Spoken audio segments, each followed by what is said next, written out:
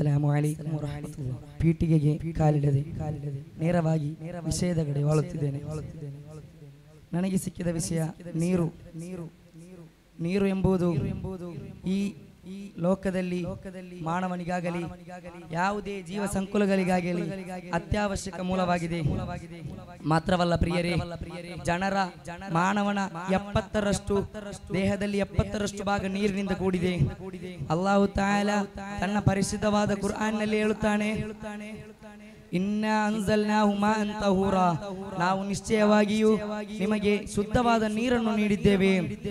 ನಬಿ ಸಲ್ಲಲ್ಲಾಹು ಅಲೈಹಿ ವಸಲ್ಲಂ ತಂಗಳರವರು ಹೇಳುತ್ತಾರೆ, ನೀವು ಕೂತು ಕುಡಿಯಿರಿ, ಕೆಲವೊಮ್ಮೆ ನೀವು ನಿಂತು ಕುಡಿದರೆ ಮತ್ತೆ ಅದನ್ನು ನೆನಪಾದರೆ ನೀವು ಕೂತು ಕುಡಿಯಿರಿ ಎಂದಾಗಿದೆ. Nabi ಸಲ್ಲಲ್ಲಾಹು ಅಲೈಹಿ ವಸಲ್ಲಂ ತಂಗಳರವರು. ಅಸ್ಸಲಾಮು ಅಲೈಕುಂ ವರಹಮತುಲ್ಲಾಹಿ ವಬರಕಾತುಹು. Fig is in the category of fruits and dry fruits. As Allah subhanahu wa ta'ala says in Quran, وَالتِّينِ وَالزَّيْتُونِ. Allah has promised good benefits in fig and olive. Fig has calcium, magnesium, etc. Fig makes bones stronger, skin brighter, and body healthier. Fig has more demand in markets, and its price is increasing day by day. Fig, Prophet sallallahu alaihi wasallam loved to eat it. As you know, fig can grow anywhere, anytime, anywhere, any place. Fig is a motivator to us to stand anywhere confidently and have patience, sabr. Assalamu alaikum wa rahmatullahi wa barakatuh. Assalamu alaikum wa rahmatullahi wa barakatuh. ನನ್ನ ಇಂದಿನ ವಿಷಯ ಜೇನುನೊಣ. ಜೇನುನೊಣವನ್ನು ಕುರಿತು ಹೇಳುವಾಗ ಅಲ್ಲಾಹನು ಕುರ್ಆನಿನಲ್ಲಿ ಹಲವು ಬಾರಿ ಜೇನುನೊಣವನ್ನು ಕುರಿತು ಉಲ್ಲೇಖಿಸಿದಾಗಿ ನಮಗೆ ಕಾಣಬಹುದು. ಅಲ್ಲಾಹನು ಕುರ್ಆನಿನಲ್ಲಿ ಹೇಳುತ್ತಾನೆ, ನೀವು ಗುಡ್ಡಗಳಲ್ಲಿ ಹಾಗೂ ಮರಗಳಲ್ಲಿ ನಿಮ್ಮ ಮನೆಗಳನ್ನು ಸೃಷ್ಟಿಸಿರಿ, ಮಾತ್ರವಲ್ಲ ಅದರಲ್ಲಿ ನೀವು ಜೇನನ್ನು ಉತ್ಪಾದಿಸಿರಿ ಎಂದು ಅಲ್ಲಾಹನು ಕುರ್ಆನಿನಲ್ಲಿ ಹೇಳುತ್ತಾನೆ. ಇದನ್ನು ಕುರಿತು ಹೇಳಿದರೆ ನಬಿ ಸಲ್ಲಲ್ಲಾಹು ಅಲೈಹಿ ವಸಲ್ಲಂ ಅವರಿಗೆ ಈ ಜೇನುನೊಣ ಉತ್ಪಾದಿಸಿದಂತಹ ಜೇನು ಬಹಳ ಇಷ್ಟಕರವಾಗಿತ್ತು. ಇದರ ಒಂದು ವಿಶೇಷತೆ ಏನೆಂದರೆ ಇದನ್ನು ಕಂಡಾಗ ಜನರು ಓಡುತ್ತಾರೆ, ಆದರೆ ಇದು ಉತ್ಪಾದಿಸಿದಂತಹ ಜೇನನ್ನು ಜನರು ಬಹಳ ಅತಿಯಾಗಿ ಇಷ್ಟಪಡುತ್ತಾರೆ. ಇದೊಂದು ಬಹಳ ಅದ್ಭುತಕಾರಿಯಾದಂತಹ ಒಂದು ಜೀವಿಯಾಗಿದೆ. ಇದು ಪ್ರಾಣಿಯೂ ಅಲ್ಲ, ಪಕ್ಷಿಯೂ ಅಲ್ಲ, ಒಂದು ಕೀಟ ಜಾತಿಗೆ ಸೇರಿದಂತಹ ಒಂದು ಜೀವಿಯಾಗಿದೆ. ಇನ್ನು ತಾಲೀಮುಲ್ ಮುತಾಲಿಮ್ ಎಂಬ ಗ್ರಂಥದಲ್ಲಿ ನಮಗೆ ಕಾಣಬಹುದು, ಮಹಾತ್ಮರು ಅದರಲ್ಲಿ ನಮಗೆ ಕಲಿಸುತ್ತಾರೆ, ಜೇನನ್ನು ಉತ್ಪಾದಿಸಿದಂತಹ ಜೇನು ನಿಮ್ಮ ಎಲ್ಲ ರೋಗಗಳಿಗೆ ಒಂದು ಮದ್ದಾಗಿದೆ. ನಿಮ್ಮ ಕಫ, ಗಂಟಲು ನೋವು ಮೊದಲಾದ ರೋಗಗಳಿಗೆ ಇದೊಂದು ಮದ್ದಾಗಿದೆ ಎಂದು ಹೇಳುತ್ತಾ ಮಾತುಗಳಿಗೆ ವಿರಾಮ. ಆಖಿರ್ ದಅವಾನಾ ಅಲ್ಹಮ್ದುಲಿಲ್ಲಾಹ್. ಅಸ್ಸಲಾಮು ಅಲೈಕುಂ ವರಹಮತುಲ್ಲಾಹಿ. ಅಸ್ಸಲಾಮು ಅಲೈಕುಂ ವರಹಮತುಲ್ಲಾಹಿ ವಬರಕಾತುಹು. ನನಗೆ ಸಿಕ್ಕಿದ ವಿಚಾರವೇನೆಂದರೆ ಮರುಭೂಮಿಯ ಬಗ್ಗೆ ಮಾತನಾಡುವುದಾದರೆ, ಮರುಭೂಮಿ ಎಂದರೆ ಅತಿ ಕಡಿಮೆ ಮಳೆ ಬೀಳುವ ಮತ್ತು ಅತಿ ಹೆಚ್ಚು ಉಷ್ಣತೆಯನ್ನು ಹೊಂದಿರುವ ಒಂದು ಪ್ರದೇಶವಾಗಿದೆ. ಮರುಭೂಮಿಯನ್ನು ಆಂಗ್ಲ ಭಾಷೆಯಲ್ಲಿ ಡೆಸರ್ಟ್ ಎಂದು ಕರೆಯಲಾಗುತ್ತದೆ. ಮರುಭೂಮಿಯು ಜೀವ ವೈವಿಧ್ಯತೆಯನ್ನು ಉಳಿಸುವುದರಿಂದ ಪ್ರಕೃತಿಯನ್ನು ಸಂರಕ್ಷಿಸುತ್ತದೆ. ಜಗತ್ತಿನ ಫ್ರಾನ್ಸ್, ಆಫ್ರಿಕಾ ಮತ್ತು ಕ್ಯಾಲಿಫೋರ್ನಿಯಾ ಮುಂತಾದ ಹಲವೆಡೆ ಕಾಣಲು ಸಾಧ್ಯವಾಗುತ್ತದೆ. ಜಗತ್ತಿನ ಅತಿ ದೊಡ್ಡ ಮರುಭೂಮಿ ಅಂದರೆ ಅದು ಸಹಾರಾ ಮರುಭೂಮಿ ಮತ್ತು ಭಾರತದ ಅತಿ ದೊಡ್ಡ ಮರುಭೂಮಿ ಅಂದರೆ ಅದು ತಾರ್ ಮರುಭೂಮಿಯಾಗಿದೆ. ಕುರ್ಆನಿನ 41ನೇ ಅಧ್ಯಾಯದಲ್ಲಿ ಮರುಭೂಮಿಯ ಕುರಿತು ಅಸ್ಸಲಾಮು ಅಲೈಕುಂ ವರಹಮತುಲ್ಲಾಹಿ ತಆಲಾ ವಬರಕಾತುಹು. ನನಗೆ ಸಿಕ್ಕಿದ ವಿಷಯ ಇರುವೆ ಒಂದು ಸಾಮೂಹಿಕ ಜೀವವಾಗಿದ್ದು, ಕುರ್ಆನ್ನಲ್ಲಿ ಅಲ್ಲಾಹನು ಇರುವೆ ವಿಷಯದಲ್ಲಿ ಒಂದು ಸೂರತನ್ನೇ ಇಟ್ಟಿದ್ದಾನೆ, ನುಡುಬಾಗಿಟ್ಟಿದ್ದಾನೆ. ಸೂರತ್ ನಮ್ಲಲ್ಲಿ ಅಲ್ಲಾಹನು ಹೇಳುತ್ತಾನೆ, ಇರುವೆಗಳಿಗೆ ಸಂಸಾರ ಶೇಷಿಗಳಿವೆ. ಒಂದು ದಿನ ಸುಲೈಮಾನ್ ನಬಿ ಅಲೈಹಿಸ್ಸಲಾಂ ಅವರು ಹೀಗೆ ಬರುತ್ತಿರುವಾಗ ಒಂದು ಸಮೂಹ ಇರುವೆಗಳು ನಿಂತಿದ್ದವು.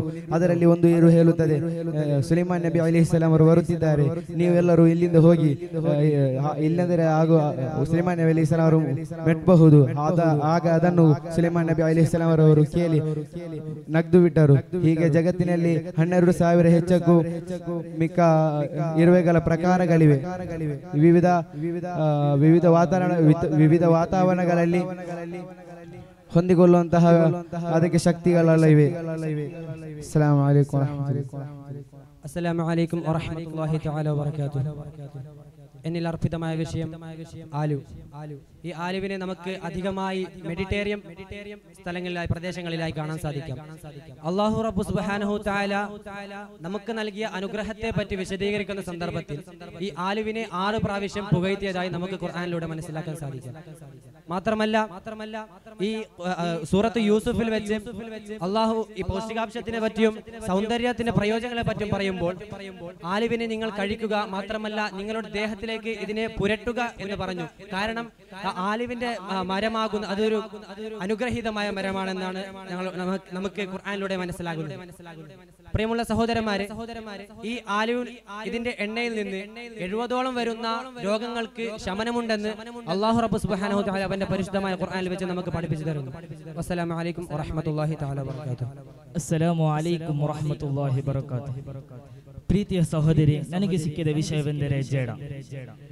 ಜೇಡವನ್ನು ಅರಬಿ ಭಾಷೆಯಲ್ಲಿ ಅಂಕಬೂತ್ ಎಂದು ಮತ್ತು ಇಂಗ್ಲಿಷ್ ಭಾಷೆಯಲ್ಲಿ ಸ್ಪೈಡರ್ ಮ್ಯಾನ್ ಎಂದು ಕರೆಯಲಾಗುತ್ತದೆ. ಇದು ಯಾತಕ್ಕಾಗಿ ಈ ಬಲೆಯನ್ನು ಕಟ್ಟುವುದು? ತನ್ನ ಆಹಾರವನ್ನು ಸಂಗ್ರಹಿಸಬೇಕಾಗಿ ಈ ಬಲೆಯನ್ನು ಕಟ್ಟುವುದು. ಇದು 50,000ಕ್ಕಿಂತ ಹೆಚ್ಚು ಇದರ ವರ್ಗಗಳನ್ನು ಕಾಣಬಹುದು. ಇದು ತನ್ನ ಕೊಳೆತ ವಸ್ತುಗಳನ್ನು ತಿಂದು ಪರಿಸರವನ್ನು ಶುದ್ಧಿಗೊಳಿಸುತ್ತದೆ.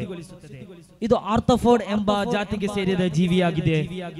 ಇದರ ಜೀವಿತಾವಧಿ 1 ರಿಂದ 2 ವರ್ಷ ಮಾತ್ರವೇ ಇದರ ಜೀವಿತಾವಧಿಯಾಗಿದೆ. ಇಷ್ಟೇ ಹೇಳಿ ನನ್ನ ಮಾತಿಗೆ ವಿರಾಮ. ವಾಖಿರ್ ದವಾನ ಅಲ್ಹಮ್ದುಲಿಲ್ಲಾಹಿ ರಬ್ಬಿಲ್ ಆಲಮೀನ್. ಅಸ್ಸಲಾಮು ಅಲೈಕುಂ ವರಹಮತುಲ್ಲಾಹಿ ವಬರಕಾತುಹು. പ്രീതിയ സഹോദരന്മാരെ, ജിന്ന് എന്നുള്ളത് അള്ളാഹുവിന്റെ പ്രധാനപ്പെട്ട 3 സൃഷ്ടിയിൽ വെച്ച് ഒരു സൃഷ്ടിയാണ്. അള്ളാഹു സുബ്ഹാനഹു വ തആല തന്നെ പരിശുദ്ധ ഖുർആനിൽ പറയുന്നു, വൽ ജാന്ന ഖലഖനാഹു മിൻ നുത്ഫത്തിൻ വൽ ജാന്ന ഖലഖനാഹു മിൻ ഖബ്ലി മിൻ നാരിസ് സമൂം.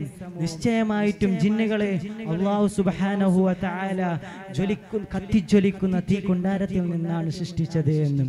ജിന്നുകളെ 2 വിഭാഗങ്ങളാണ്. ഒന്ന് ശൈത്താനിയായ ജിന്നും മറ്റൊന്ന് മുഅ്മിനായ ജിന്നും. അള്ളാഹു സുബ്ഹാനഹു വ തആല വീണ്ടും പരിശുദ്ധ ഖുർആനിൽ പറയുന്നു, മനുഷ്യന്മാരെയും ജിന്നുകളെയും ഞാൻ പടച്ചത് അള്ളാഹുവിന് വേണ്ടി ഇബാദത്ത് ചെയ്യാൻ വേണ്ടിയാണ്. ഇതുവരെ വൈജ്ഞാനിക ശാസ്ത്രം ജിന്നുകളെ കണ്ടുപിടിച്ചിട്ടില്ല എന്ന് ഞങ്ങൾക്കൊരു അഗാധമായ ഖേദമുണ്ടെന്ന് മാത്രം പറഞ്ഞുകൊണ്ട് ആഖിർ ദഅവാന അൽഹംദുലില്ലാഹി റബ്ബിൽ ആലമീൻ. അസ്സലാമു അലൈക്കും.